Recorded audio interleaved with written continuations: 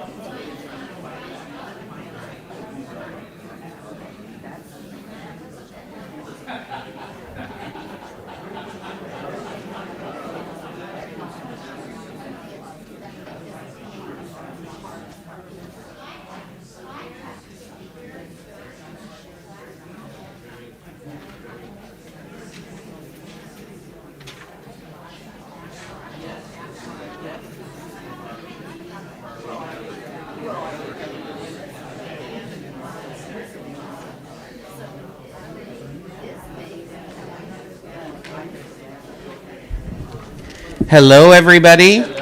Welcome to Peter White Public Library. I think I know practically everybody here, but I'll still introduce myself. My name is Marty Ackitts, and I'm the Adult Programming Coordinator for Peter White Public Library.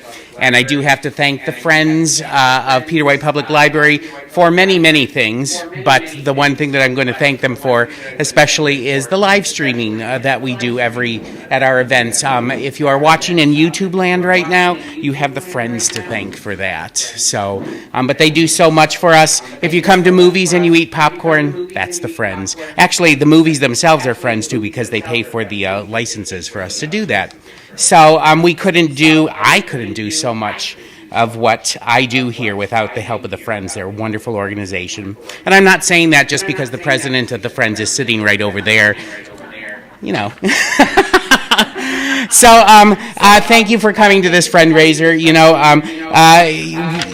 We don't charge for most events, but every once in a while we do this to try to make a little extra money, and everything that goes for ticket sales goes right back into programming and everything. So it's a really wonderful, wonderful thing. So I'm just going to make you aware of a couple things that are upcoming.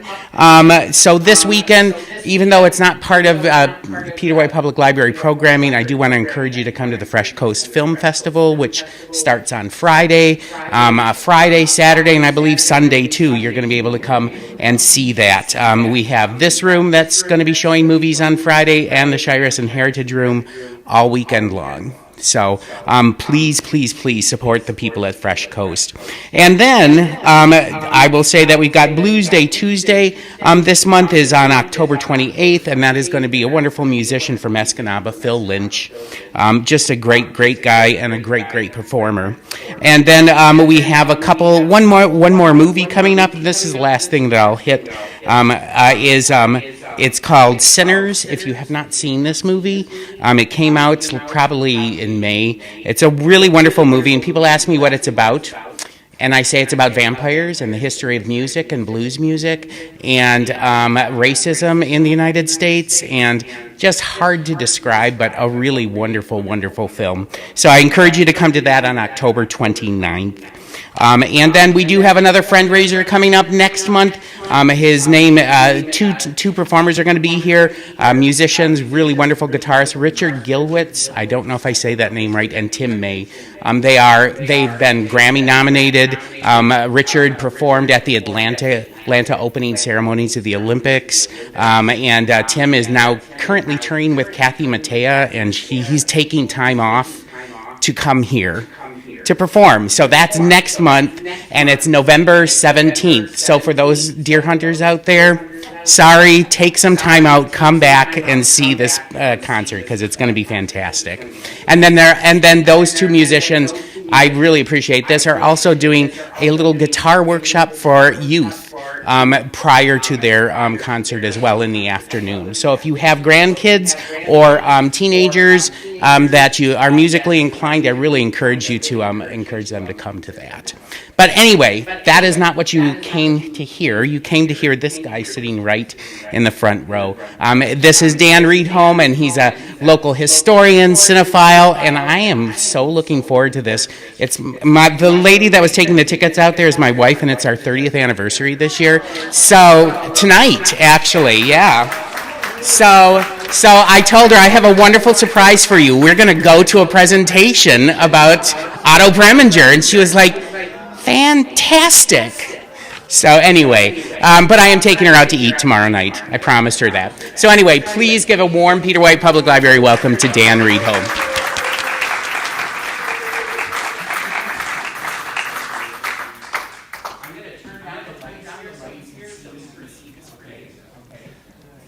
Yeah, you don't need to see me, but you do need to see the screen.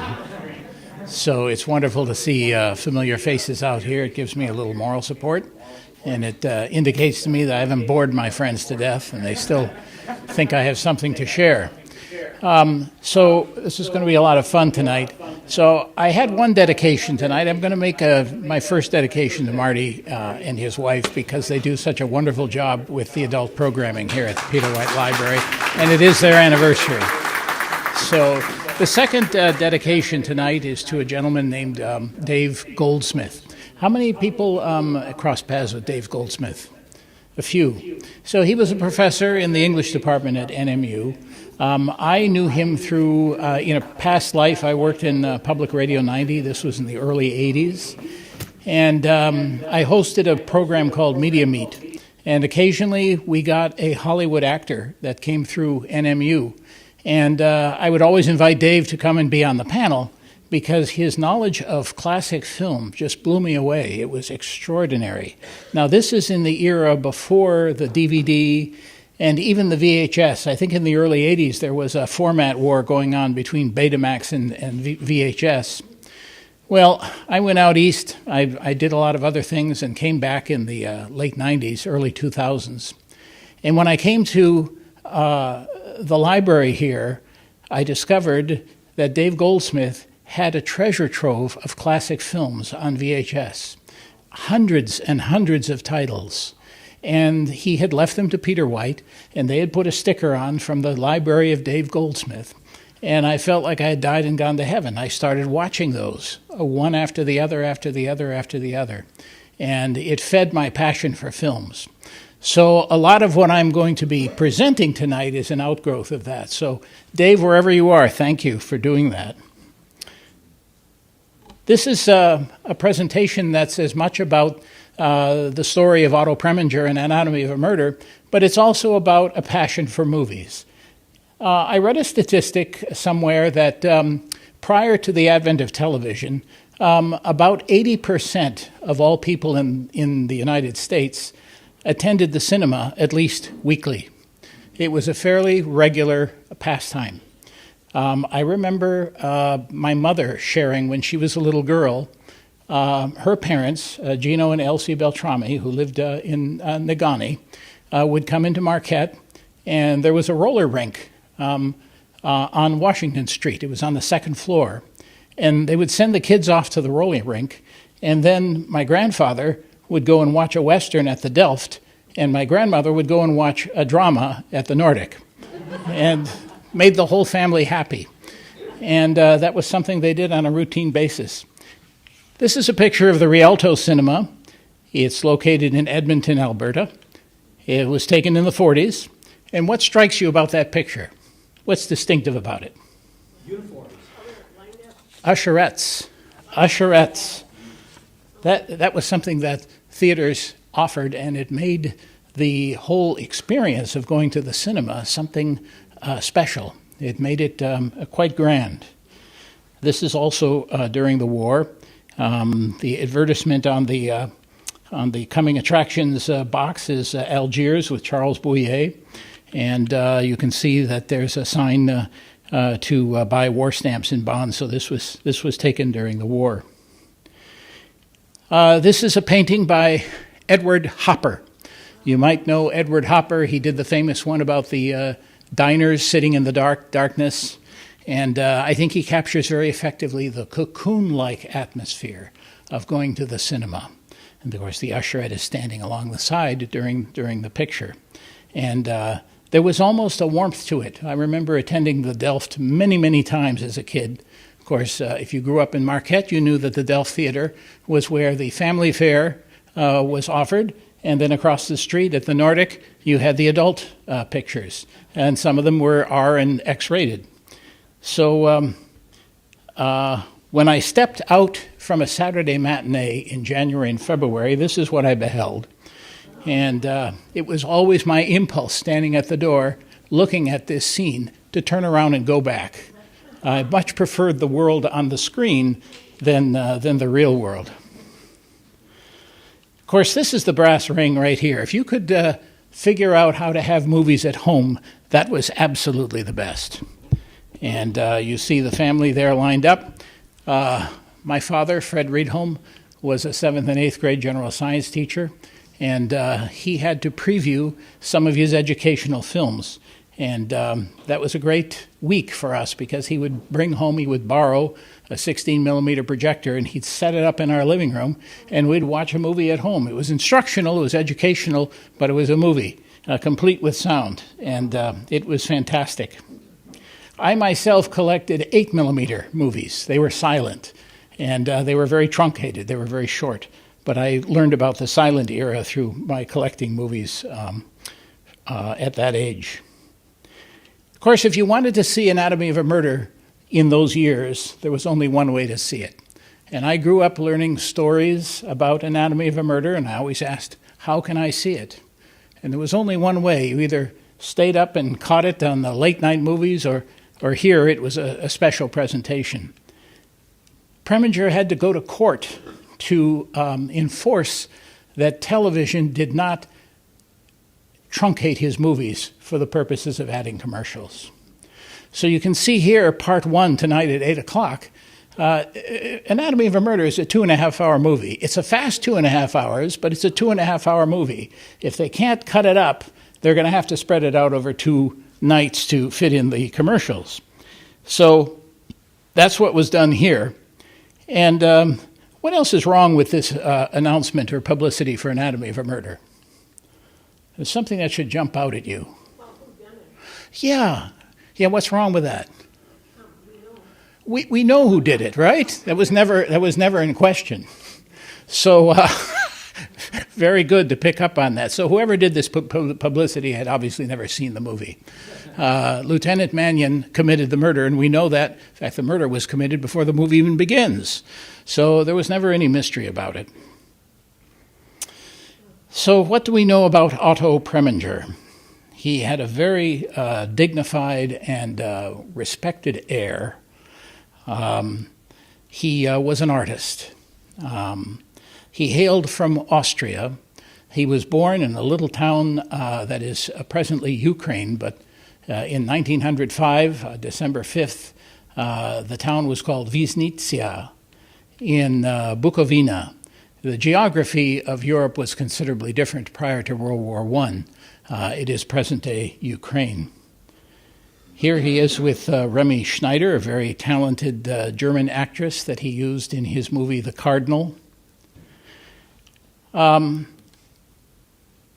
So it's interesting about Preminger's birthplace. When he was asked in interviews, where were you born, he always said Vienna. But researchers have found that that's not true. He was born in this little no-name village. His father was an attorney, and when Preminger was just a toddler, he was offered quite a high-ranking position, the equivalent of the Attorney General in the city of Vienna, and he took it. So the whole family moved to Vienna, and Vienna at that time was really the cultural spore of really Europe. There was just a lot going on, and Preminger was raised in that very highly cultured atmosphere. This is a picture of Preminger from Stalag 17, and you should know that Stalag 17 served as the template for Hogan's Heroes, So Preminger was the first Colonel Klink. But Stalag 17 was not a funny, humorous movie. And only an American enterprise could turn a prisoner of war camp into a situation comedy. And we laughed at it, I laughed at it. And, but in my older years, I don't find it quite as funny as I did when I was younger. But, you know, it was the culture, it was the time. Here he is during the Beatlemania. He could let his hair down. You might remember this was Otto Preminger from who is this character and what TV series? Wait, go back to the 60s. This is Mr. Freeze from Batman.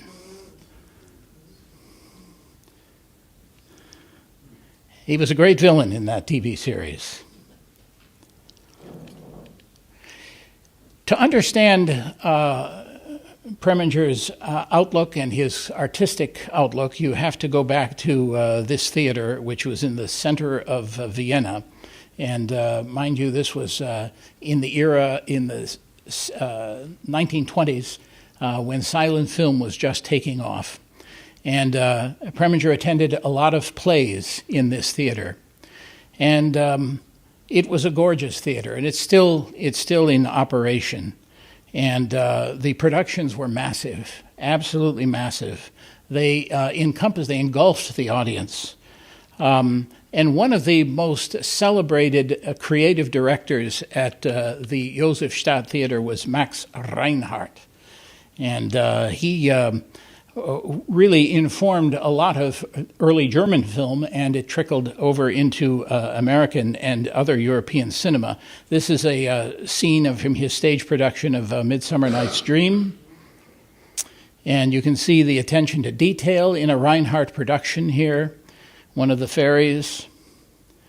There's Max overlooking. He would always do a mock-up first, and there he is planning the stage for one of his productions.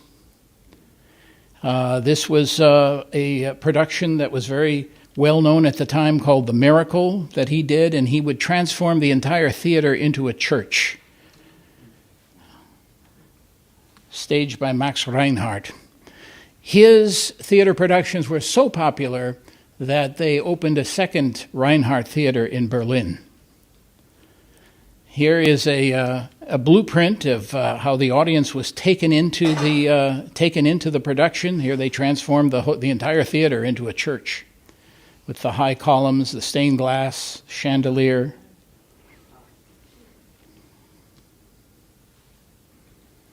So Preminger was really quite taken by all of this, and when he came of age, he announced to his father, he said, "Father, I want to be an actor, and I want to act on the stage of the Josefstadt Theater."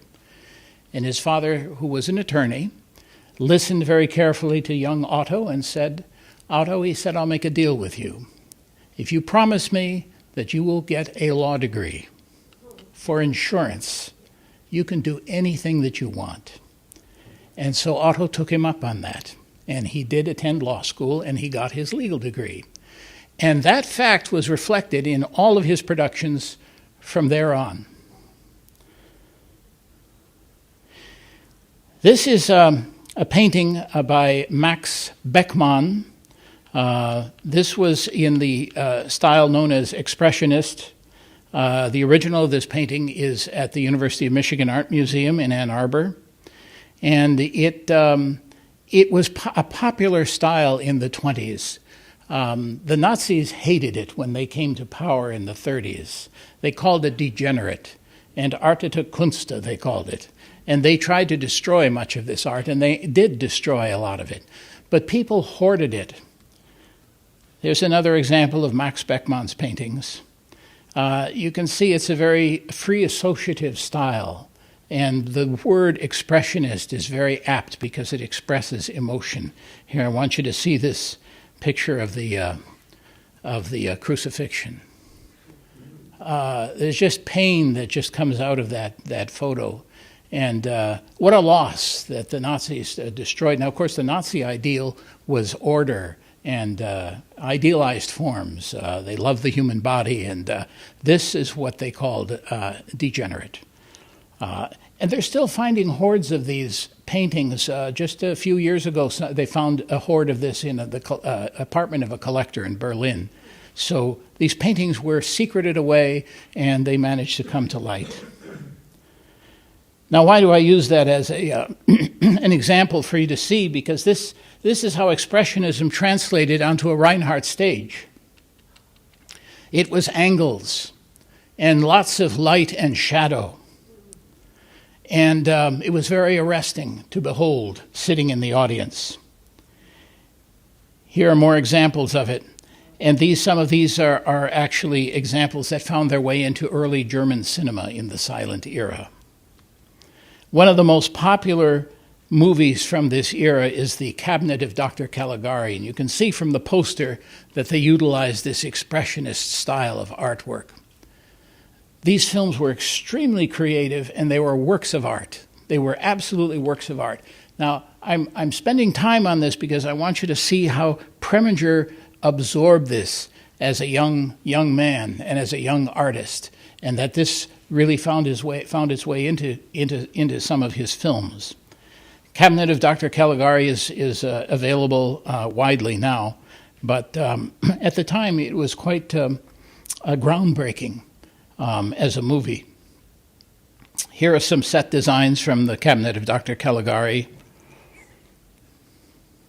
Now, how does this translate to the screen, from stage to the screen? Fritz Lang was one of the more notable directors at this time.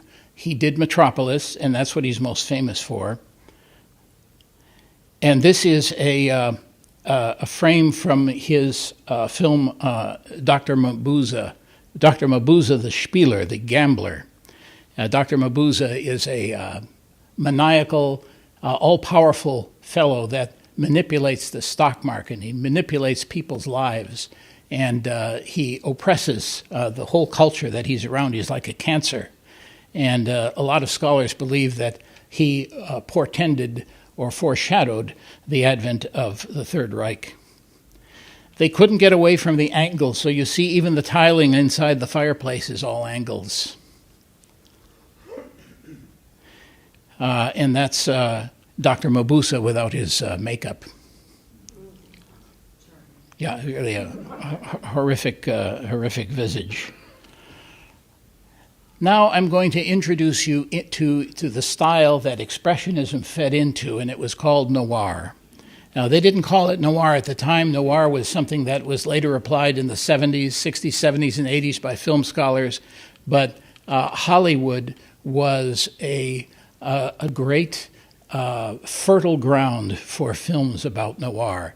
And the reason that noir is so important as a movement in film is because of the artistic dimension. Look how they play with light and shadow.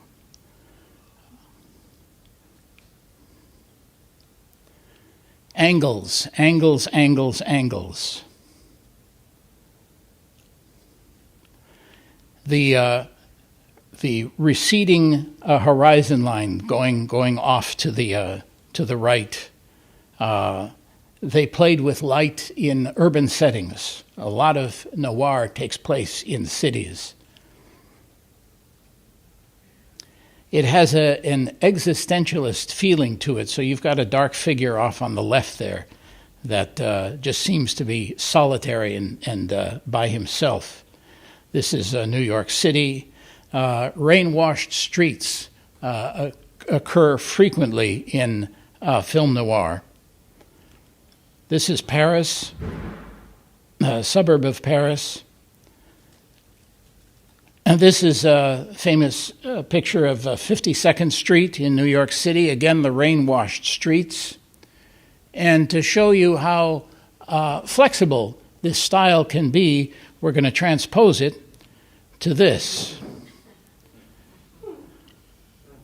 A noir photo of Washington Street at night in Marquette. Same era. There's a dreamlike quality to these. So the cinematographers had to work with faster film, and it was very difficult to get shots like this in that era, but they loved working with it. This is State Street in Chicago.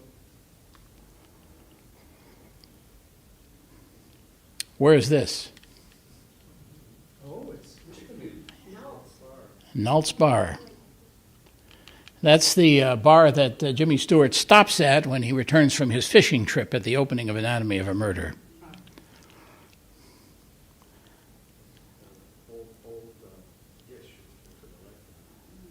Old Ish. You know, I've studied this photo, and I think they moved Old Ish since this picture was taken. I think he's further back.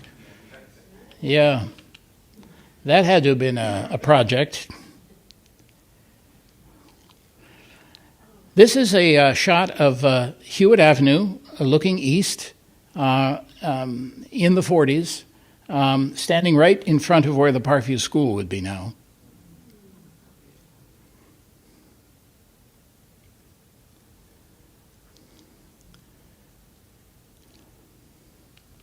This is a photo that was taken by Stanley Kubrick, and he did a photo montage for Look magazine. And I just include this because you can look at the use of the shadows. You've got the perpendicular shadow coming out from the wall on the left and shadows coming into the foreground.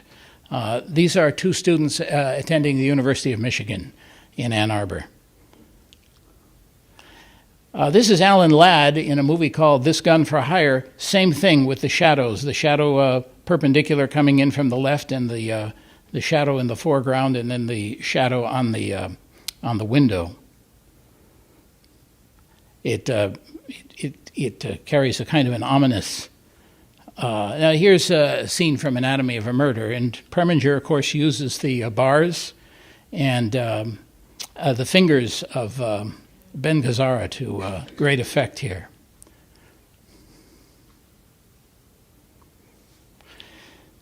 Of course, a lot of the violence that fed into the noir series of films came from the experience of World War II. So this is a famous picture of a bookstore that was bombed in London. I look at this picture, and I love this picture. It's very stark. And it reminds me of a Hafez or a Rumi poem that says, "Thank you, Lord, that my house burned down. Now I can see the moon."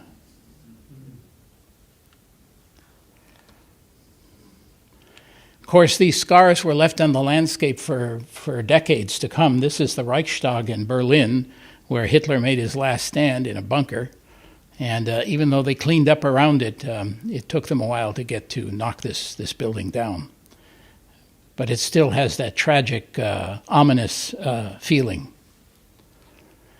This is Burgess Meredith, who you might remember as a child as the Penguin in the Batman series. This is from a movie called Street of Chance. So, as Hitler came to power in 1933, and things began to become very destructive and apocryphal, really, for Jewish artists, many of the most famous film directors left Germany and Europe, and they immigrated to Hollywood. So you probably should recognize a lot of these names: Billy Wilder, Fritz Lang, Robert Siodmak. I'll tell you the story of how Preminger came to America. The third from the bottom, Michael Curtiz. He was Hungarian, but he did one of the most famous movies about World War II, and you're all familiar with it. It stars Humphrey Bogart and Ingrid Bergman. Yeah. And all of the extras in that movie were refugees in real life, and he cast them to help them out. So very, very powerful statement that he made. So 20th Century Fox was just getting underway at this time. And Joseph Schenck was the head of the studio, and he had come to visit a friend in Vienna, and he heard about Otto Preminger. He heard about Otto was, by that time, directing his own plays, and he had even shot his first movie, Die Grosse Liebe. And he approached Preminger and said, would you consider coming to America and working for us, 20th Century Fox? And this was 1934 or 1935, and Preminger said, yes, I will do that. And so he did. He came to this country by ocean liner. This is one of my favorite films from the noir genre. It's based on the novel by Raymond Chandler's The Big Sleep. This is the movie takeoff of the film. That's Humphrey Bogart, of course, and Lauren Bacall. And you just look at the credits for The Big Sleep, and you can see where they're coming from. You know, everything is very, very dark. And The Big Sleep has that angle. So you can see, again, how some of those early expressionist roots were feeding into this style of filmmaking. Here he is with Humphrey Bogart with Dorothy Vickers from the same movie. And here he is with Lauren Bacall. Just as a footnote, Bogart was married when he made this film, but he fell in love with Lauren Bacall, who was about 20 years his junior, and they eventually married. These are just some scenes from The Big Sleep, and you can see the rain-washed nature of it all. This is a scene from Preminger's movie Lara from 1944, war-era production. And the thing to notice here, this is Jean Tierney, of course, and they call this high-contrast lighting. So you've got her face almost overexposed. It's almost blown out with exposure. And then towards the left, everything recedes into black. This is Dana Andrews, who starred opposite her in Lara. So it's interesting how Lara came to being. When Preminger arrived at 20th Century Fox, he got into some creative disagreements with Zanuck, Darryl Zanuck, who took over as the head from Joe Schenck. And their disagreements became so pitched that Zanuck told Preminger, "You'll never direct a movie in my studio." And but then, as luck would have it, Zanuck was called over to Europe to shoot documentaries, war documentaries for the U.S. Army. And a director named Ruben Mamoulian was directing this movie that we're looking at, Lara, and the rushes were terrible. And so Zanuck's replacement called Preminger in and said, "Would you take over this thing?" And Preminger said, "I'll only do it under one condition. I have to have total creative control. I don't want anyone dictating to me the cast, the sets, the lighting, the costumes, nothing." And they said, "All right." And when the film came out, it was an instant success. It was nominated for numerous Academy Awards. It won the award for Best Cinematography, Best Director. The actors all got awards. And to this day, Lara, the movie, is considered one of the finest examples of film noir in the entire history of cinema.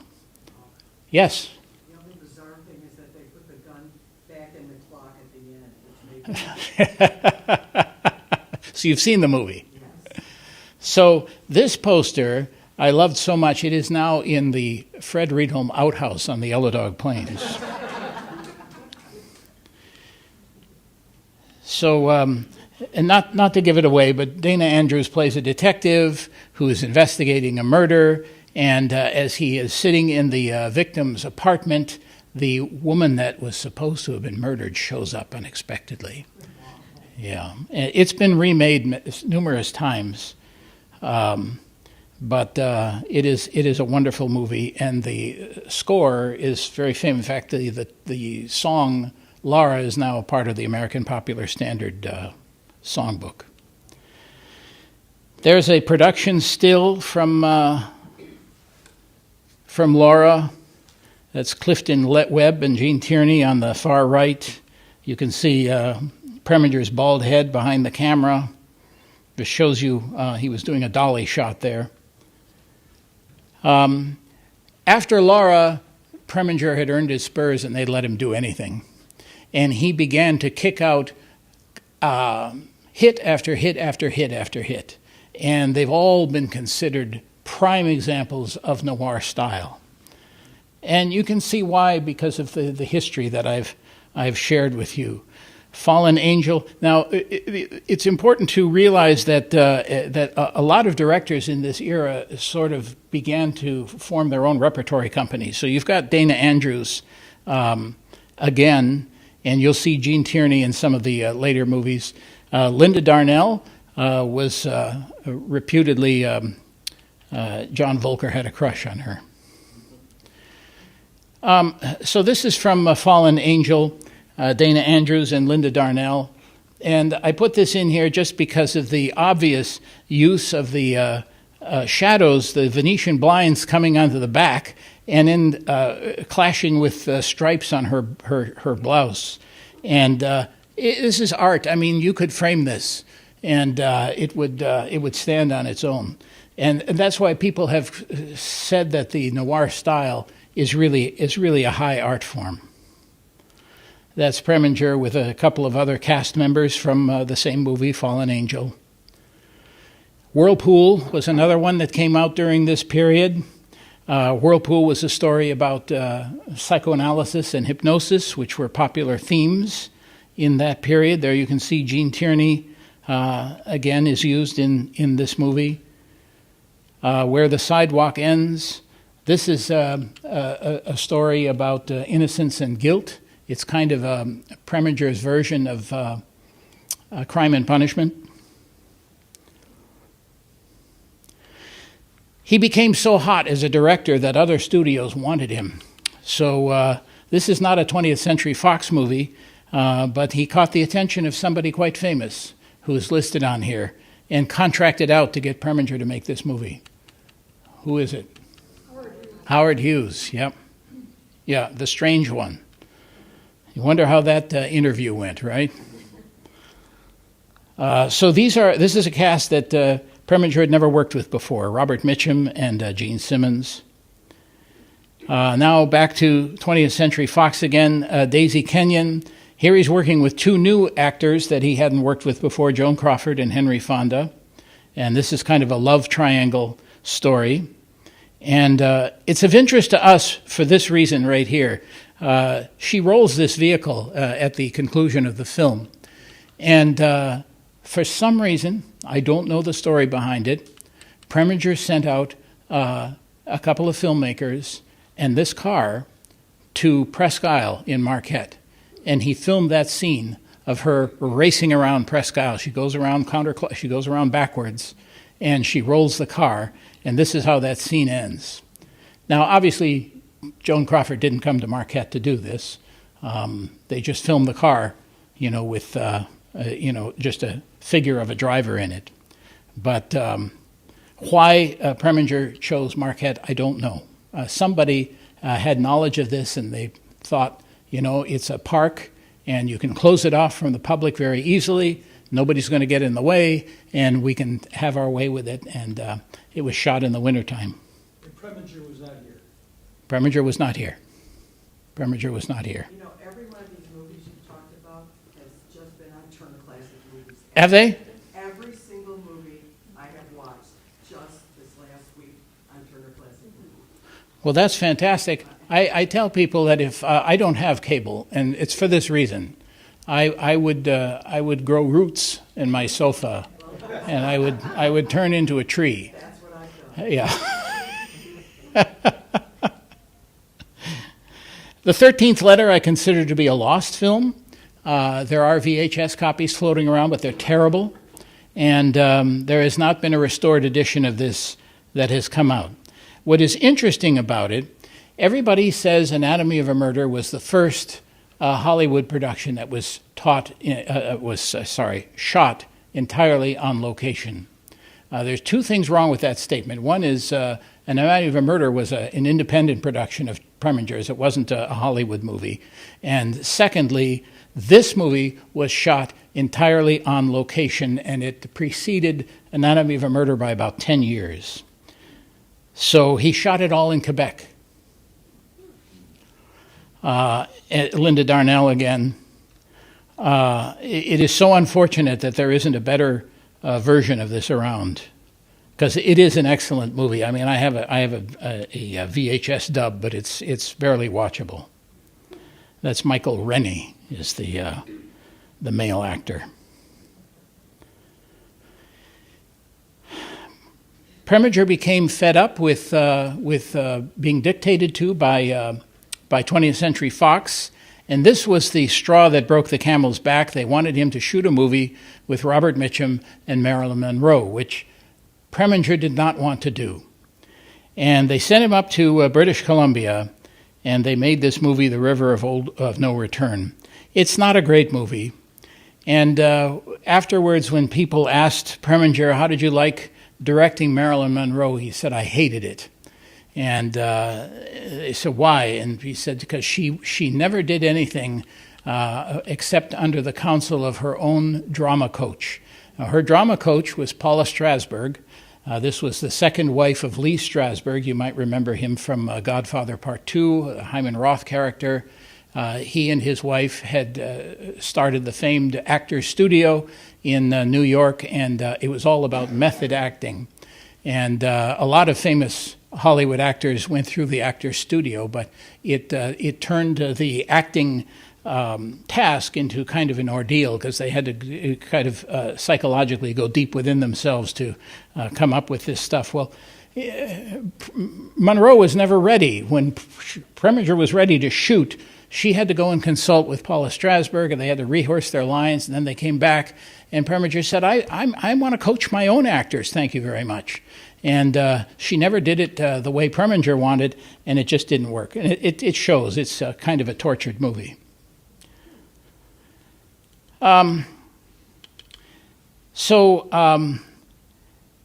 This is the second film that Preminger did independently under his own Carlyle Productions. The first one was it was a comedy called The Moon is Blue with William Holden.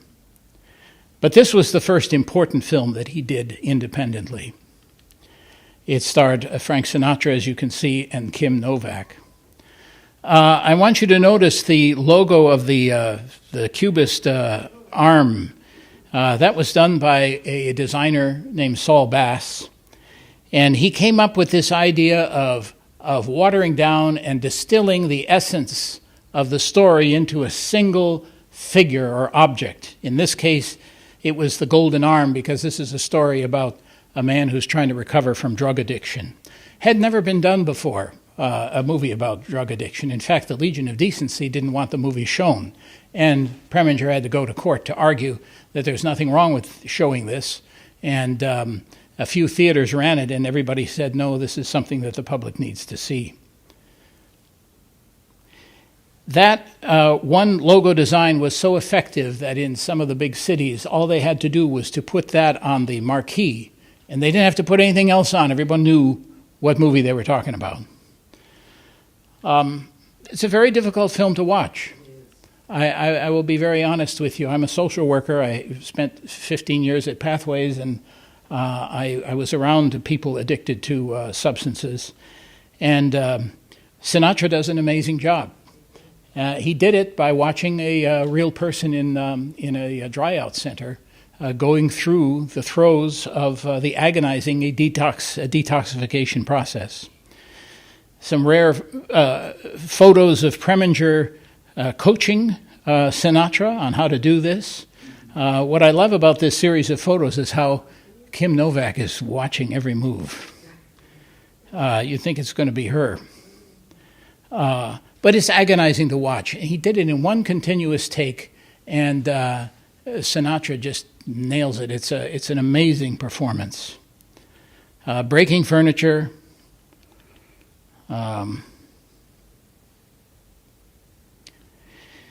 And we get to St. Joan.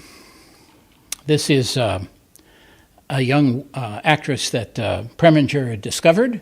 Her name is Jean Seberg, and he had been wanting to do a movie of George Bernard Shaw's version of the Joan of Arc story because it focused on speaking truth to power.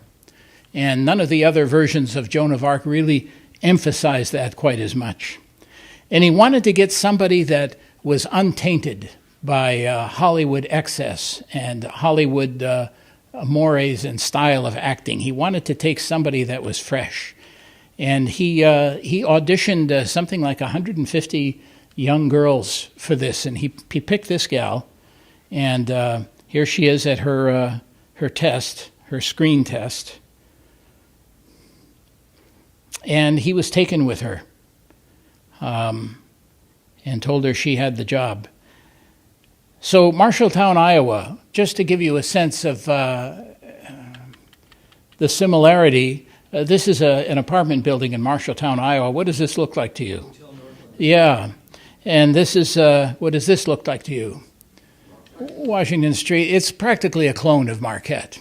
It's practically a clone, and it was about the same size population-wise. So she's being whisked out of obscurity and being launched onto a world stage. And Preminger is going to take her under his wing and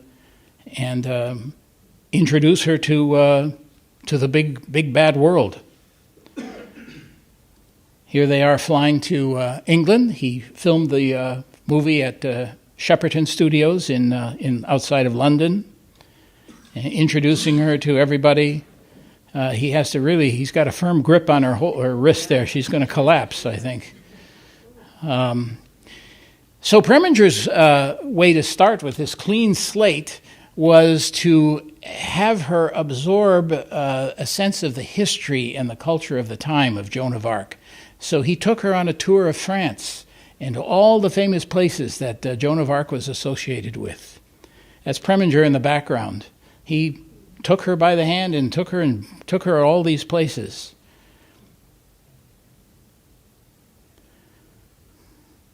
It says Jean Seberg by the banks of the Loire River in France, where she made a pilgrimage. This is in Paris, obviously a winter shot, Getty image. She's never been outside of Marshalltown before in her life. Practically walking on air. She was of intense interest to all of the magazines, Look, Life, the networks. They all wanted a piece of her. Or was she ready? This is at Shepperton. This is where the real work begins, and she was working with some of the top-notch people in the field, John Gielgud, Richard Widmark, and Preminger did not go easy on her. He was kind of rough. He was kind of rough on her. And I love this picture where he's actually sitting on the floor. He's really trying to get a performance out of her.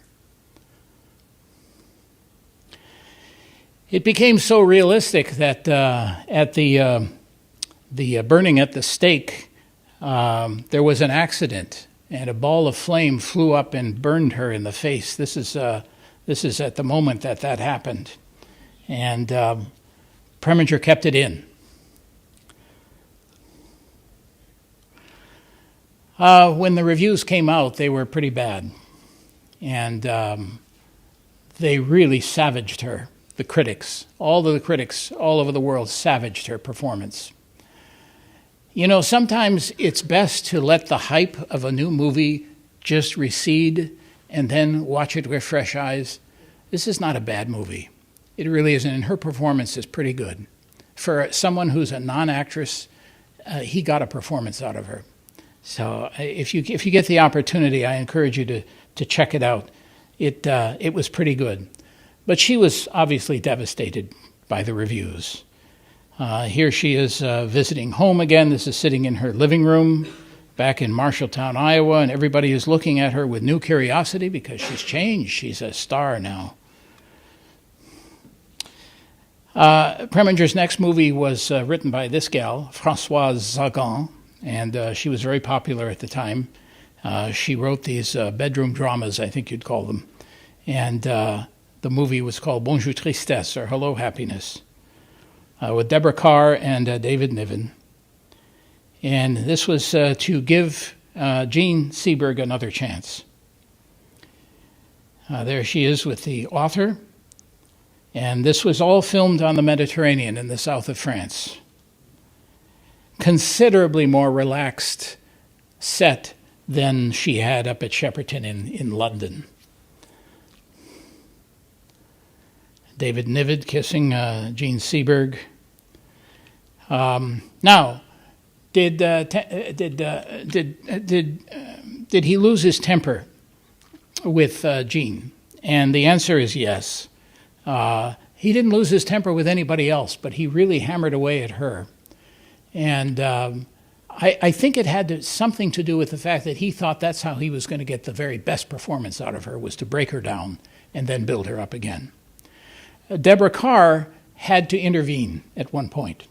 And she famously said, I had to go to Otto and said, Otto, young Miss Seberg seems to be taking it all right, but she said, I'm a nervous wreck. She said, I can't sleep.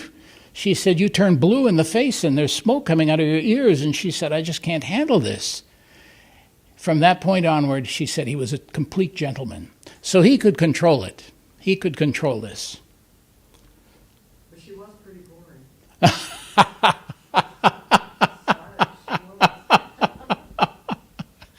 You mean Deborah Carr? No, not. Oh, Jean Seberg? Yes. Oh, yeah.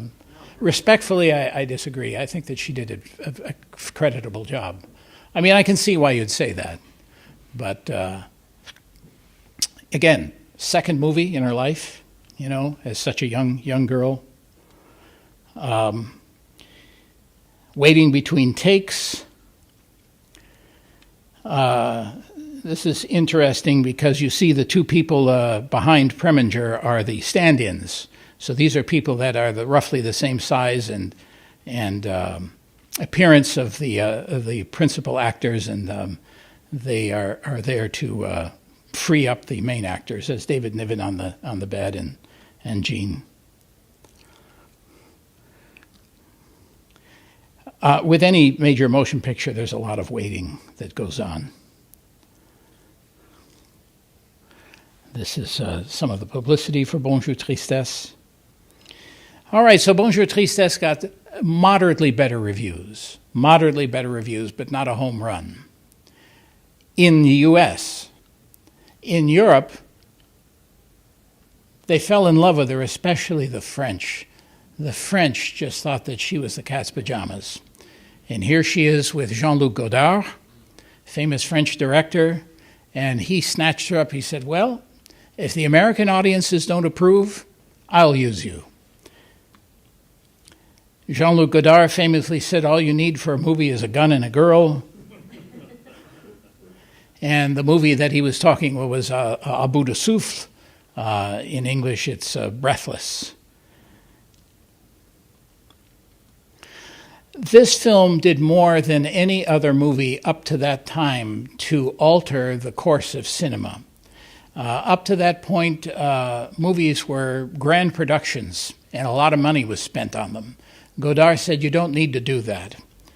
He said, hire a couple of actors, we're going to go out on the street, and the script is going to be very loose, some of it's going to be improvised, and we're not going to worry about polish and smoothness. There's going to be jump cutting, and the other thing we're not going to do that big Hollywood productions did, we're not going to let the civic authorities know that we're even shooting a movie.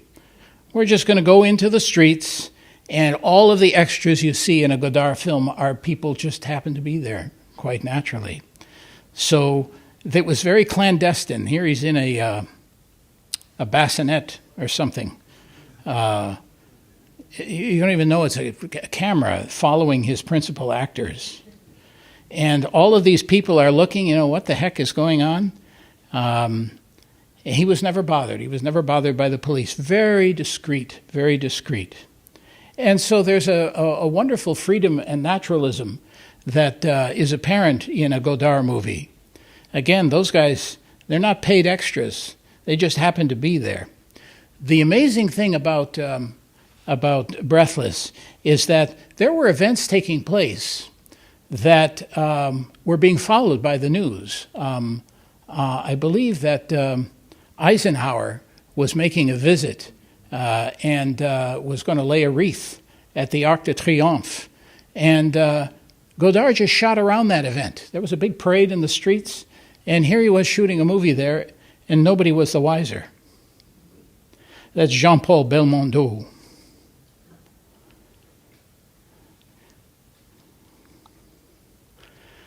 This is the most famous sequence from Breathless. It's a 30-minute continuous scene between Belmondo and Seberg, and it turned that room, room 12, the Hotel de Suède, into a shrine. Film students forever, wanted to pay a visit to this movie, to this room, because it was so famous. The hotel has since been torn down.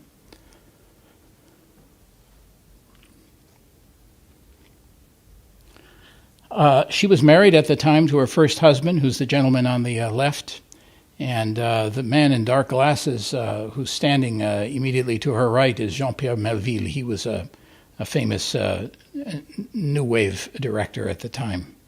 Godard, of course, is coaching her. Everything changed with Breathless, and suddenly Hollywood was trying to imitate it, but the movies they tried to imitate it with were terrible. So there was a silly movie about James Bond with, it was called Casino Royale, that was awful. There was a series of James Bond takeoffs that tried to shoot in this style. They were just some of the worst movies of the 1960s were trying to copy the style of this, and not very successfully. The directors of the French New Wave started out as film critics, and this was their film journal. It was called, in English, Cinematic Files, or Cahiers du Cinéma. Jean Seberg made the cover numerous times because they were enraptured with her. And it gave birth to this, as I say, this new style, New Wave or Nouvelle Vague. There was a French New Wave first, and then closely followed by the British New Wave, and the Americans didn't have a successful New Wave era until Five Easy Pieces and Bogdanovich's movies and some of those films that were done early in the 70s. When I was a student at the University of Michigan, this was the first textbook on the New Wave that was in circulation. There wasn't a film department, but the very first lecture that I heard as a student, it was a course called Arts and Ideas in the 20th Century. It was from a professor who was a film studies professor in the English department that lectured on Fellini's 8½, and Juliet of the Spirits. All of those directors listed there, François Truffaut, Jean-Luc Godard, Claude Chabrol, Eric Raymer, Jacques Rivette, were all started out as critics and writers for the Cahiers du Cinéma. The central idea that they put forward that was important for our purposes is that they were the first people to lift up the director as being artistically important. Prior to these guys writing about it, nobody paid attention to who directed a movie. They really didn't. It was all considered a teamwork effort. People paid more attention to the studio, what studio it came from, but not who the director was. And these guys said, no, it's the director who's making the final call. He's making the decision on costumes. He's signing off on the lighting. He's signing off on how the composition and how it's framed. He's the artist. And they drove home that idea of the director as an artist, and we take it for granted now. If somebody says, I just saw this great movie, well, who directed it? These are some of the movies that Jean-Luc Godard was famous for in the 1960s. So 1959, Anatomy of a Murder was filmed in 1959. They shot between March and April, and then the movie came out in June or July of 1959. I want to give you an idea of just how hot the culture was in 1959. There was such a foment of creativity that was going on. Who recognizes this figure? That's Jack Kerouac. he was in ascendancy, let's call it. He had just published On the Road. He was making a lot of noise with the Dharma Bums, and just encapsulating this freewheeling, free-spirited feeling that was abroad. Tristeza, again about drug abuse. William Burroughs' Naked Lunch. It's about a mushroom trip. Allen Ginsberg's Howl. This picture I love. This is the City Lights bookstore in San Francisco. And just prior to 1959, they gave birth to the San Francisco Poetry Renaissance with a reading. They organized one reading. That's Allen Ginsberg in the middle, Neal Cassady next to him, and some of the other poets that were at that reading. Jack Kerouac was serving tea. And it sparked an entire movement, a literary movement, beat poetry and everything in between. What I wanted to stress is that there's nothing that took place on this day in San Francisco at this bookstore that hasn't been happening right here in this room. And I wanted to give a shout out to Rick and Janine Rastel, who several years ago started the Marquette Poets Circle, and they hosted these same kind of events. And it continues to this day. Marty has taken over the helm of the Poets Circle, and if you have an interest in poetry, I encourage you to attend. It's incredible, but this is where it all began. Jazz music. This is an article that Jack Kerouac wrote about jazz music for Esquire. This movie is a documentary of the Newport Jazz Festival in 1959, and it's extraordinary. Bert Stern was a photographer, and he did a very artistic, beautiful job of capturing this, all shot on one day. He had many, many different cinematographers, but they were all shooting one day. This is the American Godard. Does anyone recognize who this is? Yes. Who is it? But I can't remember. John Cassavetes. He was an independent film director. You see the Cahiers de Cinema raised him up. The year that Anatomy of a Murder was released and Breathless was released, Cassavetes did his own film, shooting in a very similar manner called Shadows. And it's about an interracial relationship, a very powerful film. He did it all himself, no studio money at all. This is him editing in his garage. That's his wife, Jenna. And you see all those film canisters on the right-hand side, hours and hours and hours of footage, and he has to somehow whittle that down into a linear narrative, a film. Movies are all about storytelling, so this is... What's that? He did all his own. He did everything, and it took him years to complete a project. He didn't make many films in his lifetime. It's because he did it all himself. This is a scene from his most famous film, A Woman Under the Influence. Jenna Rollins, that's right. Good for you. Good for you. Yep. Yep. And Rosemary's Baby? Yes, that's right. Yes. All right, so I'm just going to tie up the fate of Jean Seberg. We're skipping over a lot of her lifetime, but she married the French novelist Romain Gary. That's him standing with her. And he whisked her off to an island, and that's the entire wedding party except for the person who took the picture. Nobody else was allowed to attend. And there she is, a later-in-life picture. And about this time, she had taken an interest in the American Civil Rights Movement, and she wasn't very knowledgeable about it, and she started giving money to the Black Panther organization. And it got the interest of the FBI, and they planted a story that she had slept with a Black Panther member, and she was pregnant. And she was pregnant, but it wasn't by a Black Panther. And she miscarried, and this is the last photograph of her before she was found. Shortly after this photo was taken, she was found in the back of her Renault in a French arrondissement with a bottle of pills and and wine. Yeah. There's a documentary about the life of Jean Seberg. I'm not necessarily recommending it, but they asked her mother, they said, who do you fault for the tragic fate of your daughter? And you know who she faulted? Preminger. Yeah. 1944, during the making of Laura, Preminger, though he was married, he had a fling with this gal. This is Gypsy Rose Lee. Yeah, and it was a 4-day affair, and she gave birth to this young man. This is Preminger's son, Eric, and it was kept a secret from the general public until he reached the age of consent. And he didn't even know who his real father was. And they didn't tell him until he reached 18 or 21. So this is a very rare picture. Was Mom still alive when the kid? Oh, yes. Yeah, they became close towards the end of their life, yeah. All right, here we are. We're a little closer to home. You've had quite a journey, by the way. You just got to shake it off. It's a lot of history to cover. Where are we? Ishpeming, yeah.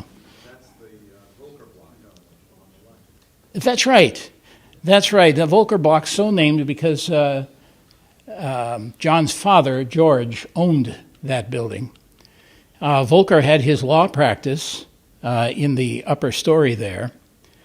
For years, I have been trying to discover where the location of George Volker's bar was. And I haven't been able to nail that down. Sue Boback from the Ishpeming Historical Society thinks it was on the opposite side of the street next to the Peninsula Bank.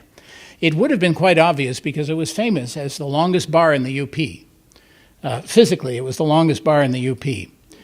Jack Dio sent me a page from his one of his old record books showing addresses, and it suggests that the address is where the current Velodrome Coffee is, right in the middle of the block. And I would buy that. Why is that important? Because when Jimmy Stewart comes into town and he enters Nault's bar, he goes in to a bar. You think it's that same building, and it's not. It's his father, George's bar. So we get to see, Preminger preserved that for us, we get to see the interior of George Volker's bar in the movie. And this is taken from roughly the time when Anatomy of a Murder was being filmed. Not much has changed. What are we looking at here? Volker's house. Good for you. Yes, corner of Barnum and Pine. This has gone through a lot of different ownership over the past 20 years. And I've been keeping an eye on it. As a social worker, I was up in Ishpeming all the time seeing clients, and I'd always take a drive by there. And it hasn't been kept up, unfortunately. But, yeah, it's instantly recognizable. In my opinion, it should be on the historic register of historic places. So the story goes that John Volker had a dream. And the dream was that one of his mermaids, he referred to his fish as mermaids, came to life and wanted to follow him to his favorite trout stream. And he came running down the courthouse steps, being followed by this young starlet who happened to be Lee Remick. He got his wish, and there she is following him. There's our handsome courthouse. One of the reasons that John Volker decided to shoot here rather than anywhere else, when he signed the contract with John, he immediately flew up to the Upper Peninsula, but it was January, and John took him all over. And he had a few advisors with him, and they said, we're not going to be able to capture the unique provinciality of the Marquette County community in a studio. It just can't be done. There are a lot of unique features to this, and the courthouse was one of them.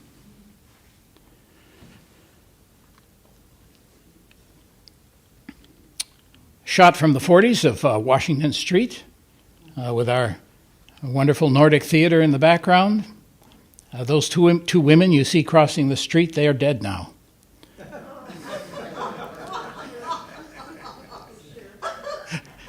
just so you know. Okay. Blaine, is that your house, the White House in the back? Right in the middle. Right in the middle. That's Blaine's house. So this is taken about 1959. What's where that Red Owl store is? What stands there? Pathways, yeah. Pathways Community Mental Health is there. So the world preview of the movie took place at the Butler Theater. Actually, it took place at the Butler and the Nordic. So when the film was being shot, as near as I can tell, they sent the canisters down to Chicago or Detroit for development, and then they raced them back up, and they watched the rushes in the Nordic Theater. And they had promised the world premiere to a number of major cities across the country. So they had to call this the world preview. And they did it on the same night in 2 locations, timing it a half hour apart. So my father was mayor of Marquette at the time. So he stood on the stage and welcomed the production and congratulated them. And so at 7 o'clock in Marquette, they started the first reel, and there was a cab waiting out on Washington Street. And as soon as that first reel was done, they took it and they rewound it, raced down the stairs, threw it into a cab with my father, and they raced up to Ishpeming so they could start the same movie at 7:30, half hour later. A little tense. I don't know if some of you remember Willard Cohodes. He was a well-known businessman at the time, and he arranged that the proceeds from both of these events went to Bay Cliff Health Camp. There's Saul Bass's Dead Man logo, not very similar to the man with the golden arm. And they were able to do the same thing. In big cities, they would put that logo on the marquee, and everybody knew what movie they were talking about. Some of the publicity that was associated with the production. Jimmy Stewart looking very stern there. This is the French movie poster. This is the German publicity.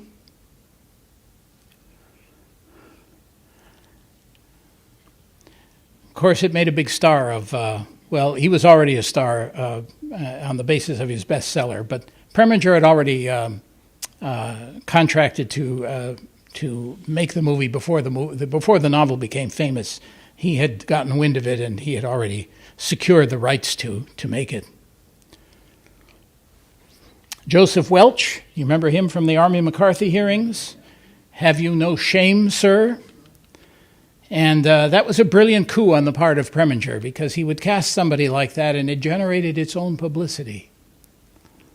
They're standing in the courtroom at the courthouse. Some of the noir elements, this is how the movie begins.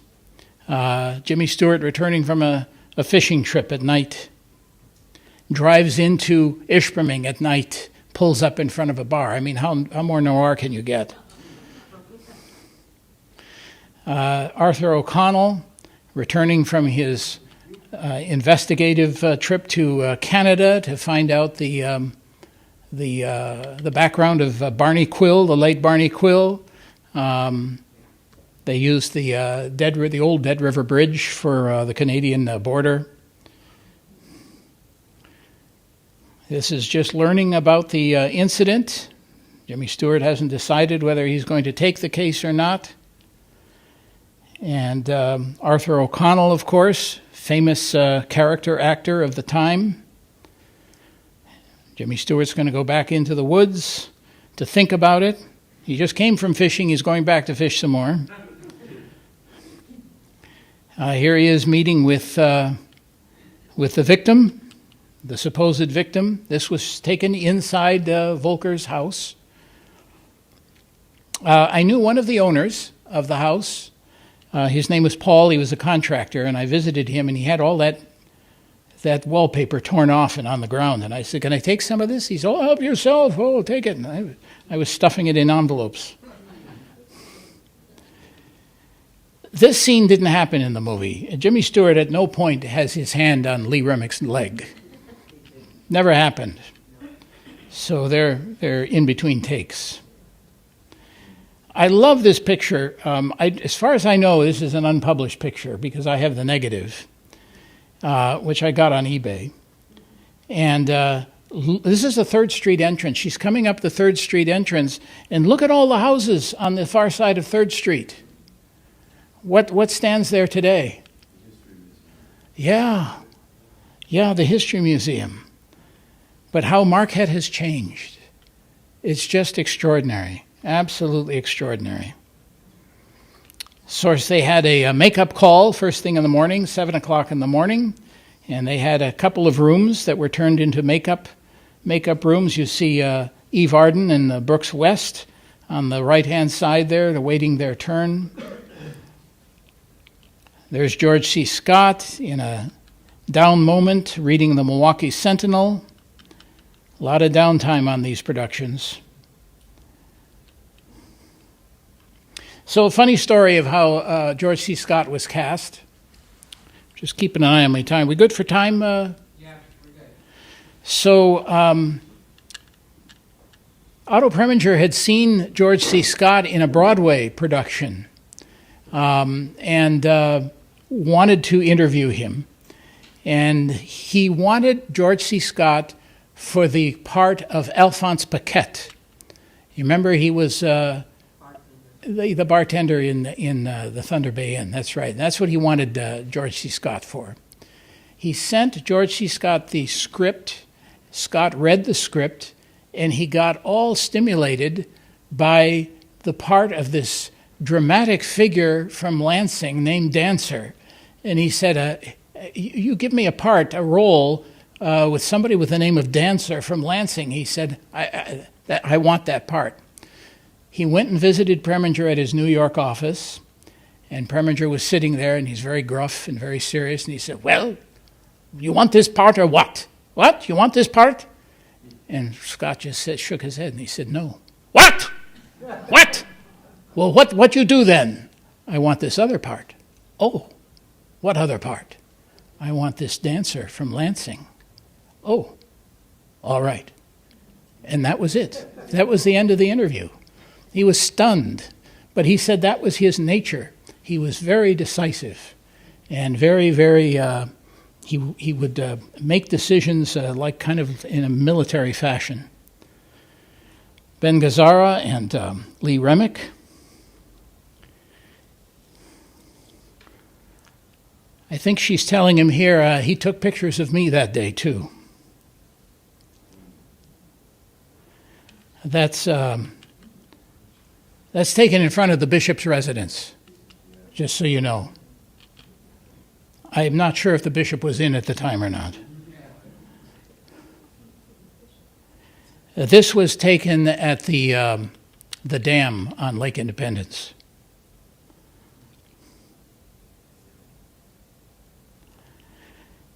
Now, believe it or not, Lee Remick came to this shoot having just given birth to her first child. And this is the room at the Mather Inn of Joseph Welch and his wife, who was cast as a juror, and she is showing off her baby. And it just goes to show that Hollywood actors and actresses, you can't compare them to mere mortals such as ourselves. I mean, you know that if anybody had just given birth to a child, they wouldn't look like Lee Remick. But that's why they got paid the big bucks. All right, and so here we are with some production stills from the shooting in the courthouse. So I would have given anything. I was 1 year old when this happened, to have watched this master at work. Fortunately, we have in our audience tonight someone who was there and who is able to tell us what it was like. And I'm going to invite him to the podium. Lane Betts.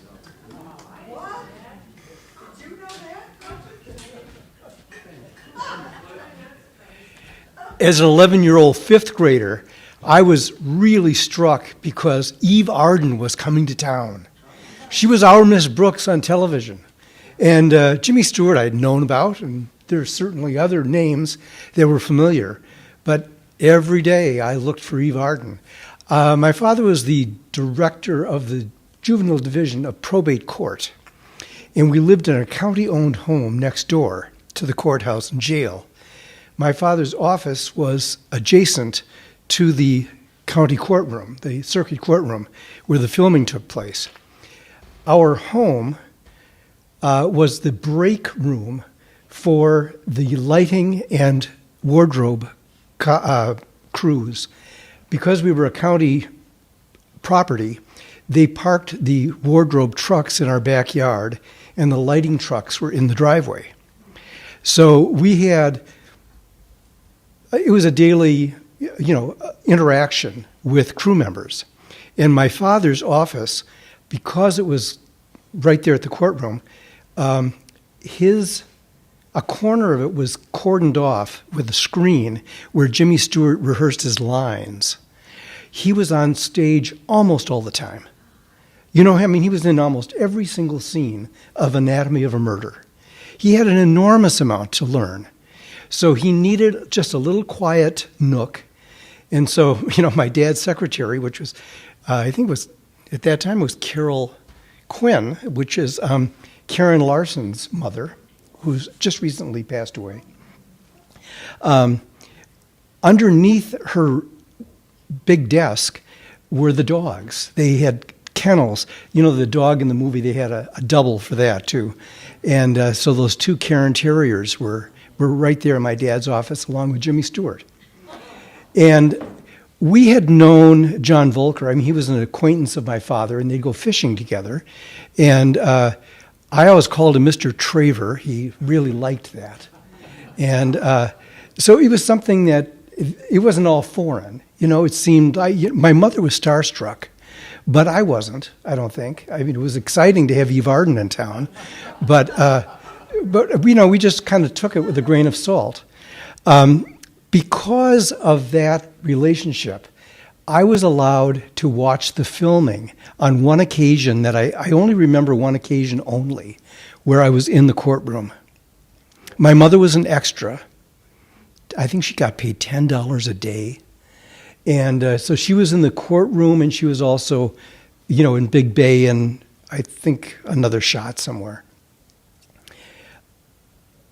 What I was able to observe from about 20 feet away was a take where Jimmy Stewart rose in objection to what Claude Dancer or somebody was doing on the other side.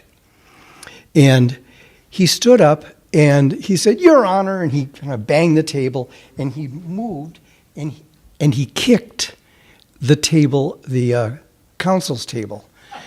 And Preminger would say, "Cut," and do it again. 13 takes. And I think it was cut from the movie because I forgot to look for it, but it seems like the last time I saw it, it wasn't quite the same thing that I remember seeing. And I saw that a lot, often. But he said, "Who's ever heard of a 6-legged table?" But that furniture is still there. The furniture that was originally put in the courtroom in 1904 is there 120 years later, So I thought that Otto Preminger was patient to do it again and again. And then he cut, the scene, the actors faded away, and Preminger started screaming at the crew, the lighting crew, because the lights were, he wasn't really screaming at the crew, he was just screaming at the situation, because the lights were bouncing off of the mahogany paneling behind the judge. And if you look, Dan had a wonderful picture there. There's a lamp standard in brass, and on either side of the judge's desk are these beautiful brass candelabra, and so he was just wild, though. Preminger was wild about this glaring, and can't you control it? And he berated, and I was feeling embarrassed. I had never seen anybody go on a tirade like that. And I felt sorry for these people that he was yelling at. I don't exactly know who it was. But they tried over and over, and finally he screamed, "Get hairspray." And they ran to the Marquette pharmacy, which was 2 blocks away, and they got a case of Aquanet hairspray, and then they cleaned off the shelf. They had a case downstairs in the basement. I later worked there, so that's how I know this story.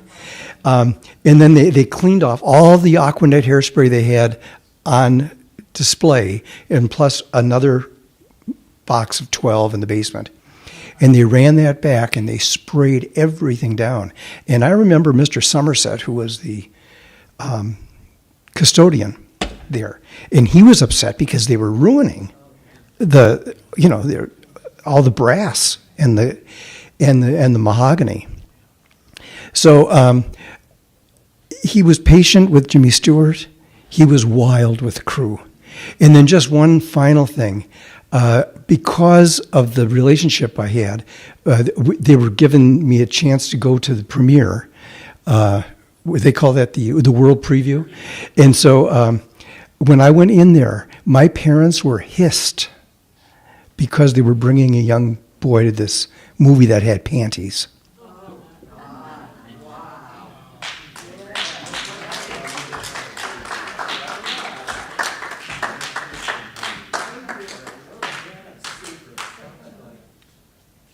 So you see, I'm not making this stuff up. It's really happened. So, the story about the fixtures. All right. So Fred Rydholm was the mayor at the time, and he was also on the county board of commissioners. There was a long, drawn-out lead-up to the visit from Volker and Carlisle Productions. The county board of commissioners had determined in its wisdom that the courthouse needed to be repainted. Hadn't been repainted in decades. The paint was chipping and peeling and was falling apart. Everything moved at a snail's pace, at a Marquette pace. So they had to put out bids, they had to get contractors to bid, and then they had to decide on the right shade, and they went back and forth, back and forth. It took them about 10 months to a year to come up with a plan to do this. Then Otto Preminger rolls into town with his big trucks. Of course, he had his own crew with him. He had everything, and it was no exaggeration, the extravagance of the film crew. Nothing stood in his way. Well, in order to shoot in the courthouse, he had to do screen tests because in shooting black and white, the shade of the wall made a big difference as to how the faces would contrast with the walls. And so he immediately rolled into town, and before anyone knew it, the courthouse the interior had been painted. They painted it. They worked overnight and they painted it. Shot test footage. Watched it in the Nordic. Wasn't happy. They painted it again. Different shade. Watched it in the Nordic. Wasn't happy. He said they painted it 3-4 times until they got the shade that looked best for the movie, and then before he rolled out of town, he put it back to the shade that it was in. So, yeah, the joke was on the county board. They also approached Preminger's crew as saying, be very, very careful. These fixtures are all antiques. I mean, you can see the globes and the brass and everything. They're irreplaceable, absolutely irreplaceable. Fred said, he said within a week, he was stumbling over boxes in the hallways. He said, what's all this? And he opened them up. They were exact matches of all this stuff. They replaced all that stuff. They replaced the stuff with the hairspray. So, the extravagance, it knew no bounds.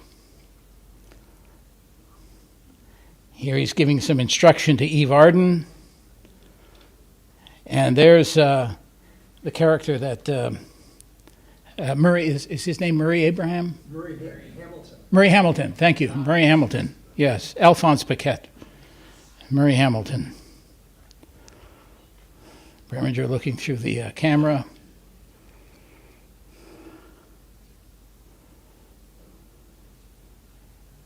George C. Scott said that it was sometimes dull for him because he never got outside of the courthouse. All of his scenes were in the courthouse. I'm just a humble country lawyer trying to do my job against this wizard from Lansing. Here's the dog. And I think, Blaine, did you say there were 2 dogs? Yes. Yeah, yep. So they're training one of them here. That could be my dad's dog. Whose dogs were they? They came from the trainer from out in New York or Hollywood. And it was all for this scene right here, the money shot.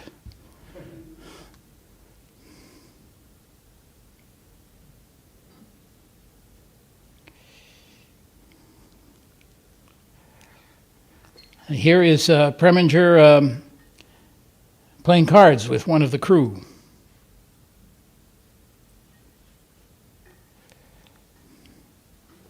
Of course, you all know the story of the Thunder Bay Inn.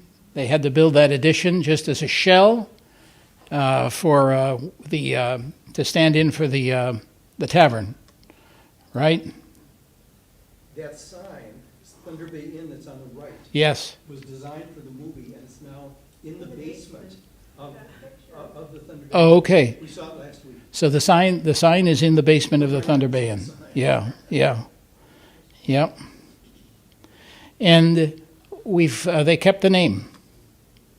It used to be the Big Bay Hotel, I think. And the current owners claims that addition was designed by Walt Disney, and he has a photo in the Thunder Bay Inn, a Walt Disney drawing, yes. Oh, wow. But it's not in his, it's not claimed. So for the sake of the streamers, Blaine is sharing that the addition here was designed by Walt Disney, was drawn by Walt Disney.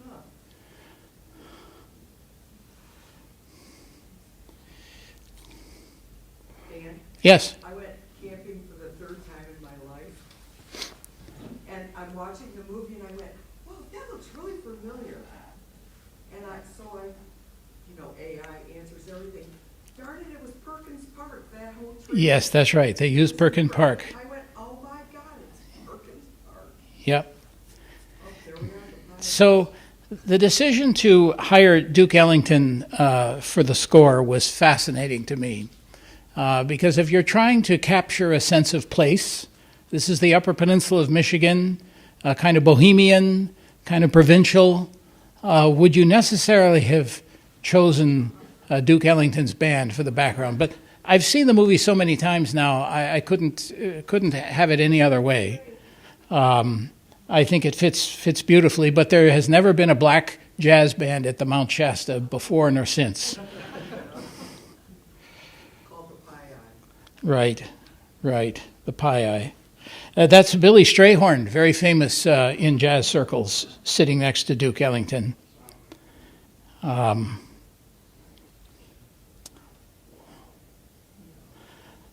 don't know that Jimmy Stewart was a good pianist or not, but you remember while they're waiting for the verdict of the jury, Jimmy Stewart is shown just canoodling on the keyboard, and it's actually Duke Ellington who's providing the sound. And I always wondered what happened to that upright piano, and nobody seemed to know where it was. And you all remember Ted Bogdan. He was a local businessman, and he married Maggie Lynn, the artist. They bought a lot next to my parents. And John Volker married Ted Bogdan and Maggie Lynn. The wedding took place at John Volker's camp on the Sands Plains. Maggie Lynn just died a couple of years ago, and they had an estate sale. And I met the Bogdan children. And I was standing there chatting with Tom Bogdan, And I said, what's the story of that piano over there? He said, oh, you don't know the story of the piano? I said, what is it? He said, that's the Anatomy of a Murder piano. I said, you're kidding me.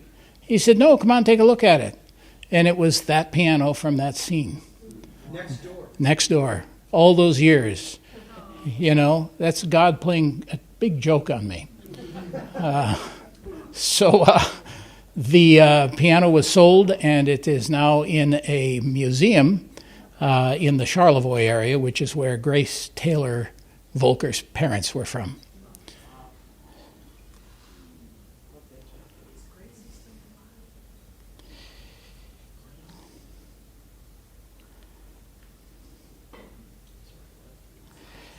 So all of the crew stayed at the Northland Hotel, and they converted a lot of the rooms into production facilities and editing facilities. The film was cut and edited at the Northland Hotel. And the cast all stayed here at the Mather Inn. Here they are in the dining area of the Mather Inn. Apparently, Eve Arden could play the bass. And I'm told that Eve Arden did an autobiography, and she said that the evenings were wonderful. Of course, you know, again, us mere mortals would want to go to bed. These guys stayed up late telling stories, singing, playing music, reenacting scenes from movies that they'd been in. I mean, their energy was boundless. And it was a joyous time. You know, that word came up a lot. It was a joyous shoot. They all loved it very, very much. But one of the things that she commented in her biography, she said, we were all struck. She said how poor it was, how poor the area was. Nobody seemed to have any money. Well, you know, if you come from Hollywood or New York City, I imagine it would look that way.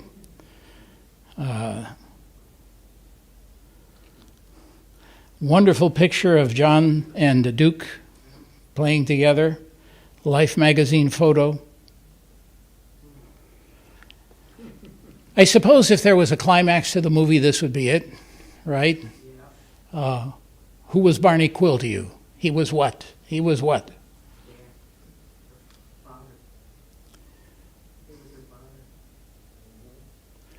And the famous offering the girdle to Jimmy Stewart on the steps of the courthouse, which he politely declines. And this is the final scene of the movie, which was shot where? Perkins Park. Perkins Park. Yep, and he says, never trust a gin drinker. And that's Seagram's gin. It's a Seagram's bottle he's holding. That's why you don't trust gin drinkers. Preminger knew he had a hit on his hands.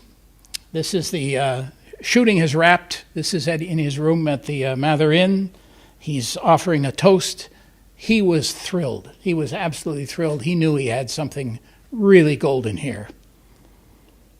And as it turned out, it was nominated again, like Laura, for many Academy Awards.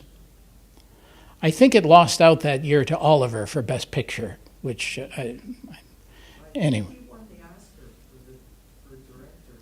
Yeah, I think you're right.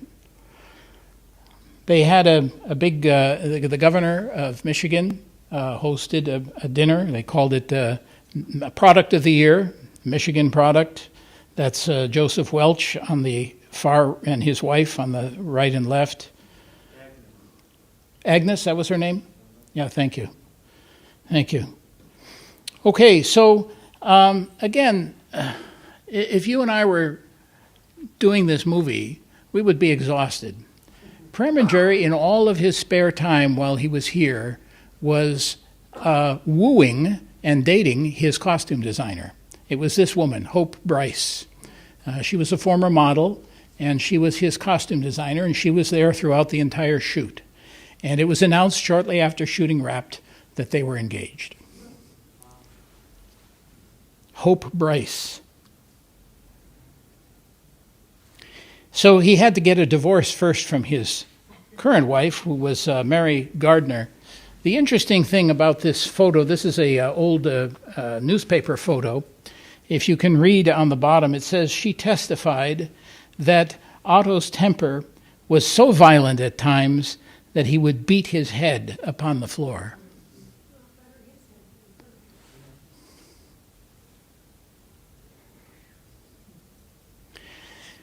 The movie that he was working on during the shooting of, while he was wooing Mary Gardner and wrapping up a major motion picture, he was working on the script for his next project, which was Exodus. It was a very personal project for Otto. It was about the birth of Israel as a nation. He invited the Volker, John and his wife, Grace, to come and watch him at the filming. John was afraid of flying at the time, so they took an ocean liner over, and Preminger hosted them, and they got to watch him firsthand do this very, very different kind of picture. There's a clue in Anatomy of a Murder that this is the movie that was coming next, and unless you were super familiar with the movie, I don't think you'd get it. But at the Thunder Bay Inn scene, when Jimmy Stewart wants to talk to Mary Pallant, and he asks the man at the receptionist to ring her up, he's reading a book, and it's very plain. He's holding the cover up, and he's reading Leon Uris's Exodus. Yeah. So you can amaze your friends and break ice at parties with that detail. Of course, it starred Paul Newman and Eva St. Marie. Good movie, another epic film. And Preminger enjoyed shooting in the Holy Land. He was Jewish, of course, so this was a very personal statement for him. He followed that up with Advise and Consent. It was a very serious political drama, and you just look at that cast. Of course, you've got Gene Tierney from the 20th Century Fox years, and Burgess Meredith. But Henry Fonda, Charles Lawton, Walter, it was just an incredible cast. Very serious film, but very involving, very absorbing, not unlike Anatomy of a Murder. There they are as shooting wrapped. That's Walter Pidgeon in the background, Gene Tierney, and Otto. The Cardinal. Another big movie about the Catholic Church. All it was just following the development and the life, the evolution of a Catholic priest as he rose through the ranks of the Catholic Church to become a cardinal. But he has various misadventures along the way. That's Remy Schneider, a German actress. So the actor that starred in this was Thomas Tryon. You may remember the name. He became a novelist after this. So Gene Seberg, we know that Preminger was very hard on.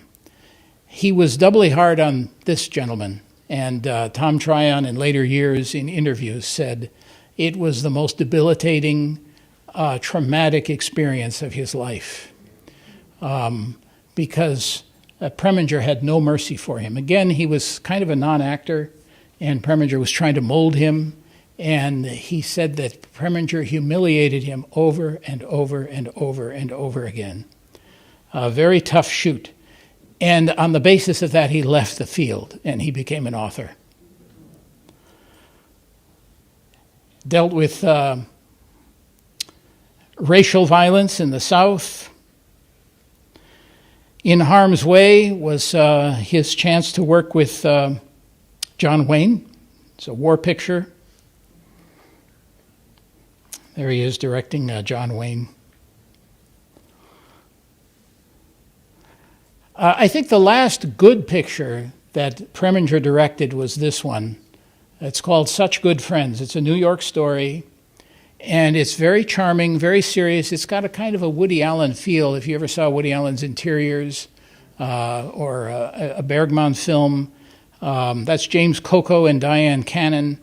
It's a lovely story. It's Diane Cannon is dealing with the loss of her husband, who she lost to illness, and she's trying to pick up the pieces. And as a single mom, to try and raise her two kids. And James Coco is her therapist, but he's more than that. He's a close friend. This is the only humorous scene in the film where she suddenly decides she's going to seduce James Coco. But it's a lovely film, a very, very New York film. But it's just my opinion. I think it was the last really good film he did. He followed this up with Rosebud. This was a film about it was international intrigue about hostage taking, and the only notable thing about it, well, there's two notable things. One is he turned over the director reins to his son Eric Lee, who we talked about earlier. And it is the first appearance of Kim Cattrall, if you remember her. She became quite famous after this, but she was unknown at this time. And this is the last film he did. It was called The Human Factor, a very, very flat movie about British spies. And I've seen it a couple of times, and it doesn't do anything for me. But he was slowing down.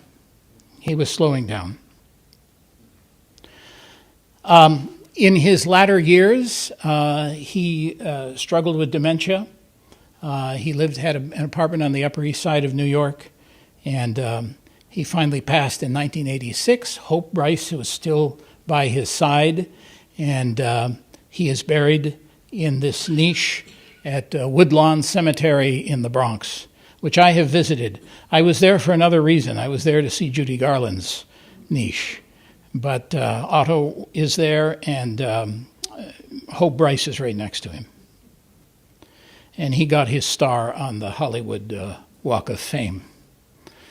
So I hope that this gives you a little better sense of where he fits into the history of cinema, and what a big deal it was for him to come to Marquette and be footloose and fancy-free in our streets. It was a remarkable occasion. And this is a movie that did not make it into the canon, but it's a movie that's very limited circulation. AAA romance. You've been a great audience. Thank you very much.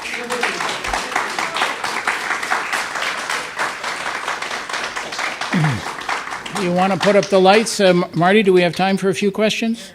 I just wanted to add one thing that Ben Mankiewicz said, the court scene in Anatomy of a Murder is by far the best court scene in any movie ever. Yeah, I would agree. Yeah. Yes. I don't have a question, but a little bit of trivia. Okay. That you might want to add to your whatever, is that the Ford garage used to be on Washington Street, where my dad was a car salesman. I think I was like maybe 5 or 6. He drove some of the actors and actresses around, and so when I found things in our attic, he has all of the autographs on a program. I don't know if he went to. Wow. But I was too little to even know that he had done that until too late. But it's Ford Garage and the sales. I know that he did it. Were the people that were, getting them around to the different places. So wonderful collectible. If you haven't done it yet, I know some folks are new to the area, go to the courthouse on the ground floor, and there's a glass case that has an original script. I think that all of those belong, the photos and the signatures all belong to Mrs. Franz Menzie.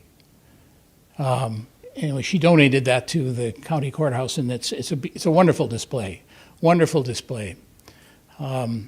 They had to transform the courthouse. They had to beef it up with wooden timbers to take the weight, and Blaine shared that they even damaged some of the marble work, getting, the heavy cameras up and down the stairs and so on. So. Anatomy of a Murder lost to Ben-Hur. That was the Ben-Hur. Oh, it's a Ben-Hur. Okay, thank you. Wow. Well, I think Anatomy of a Murder was a better movie. It was. Yeah. Yeah, thank you.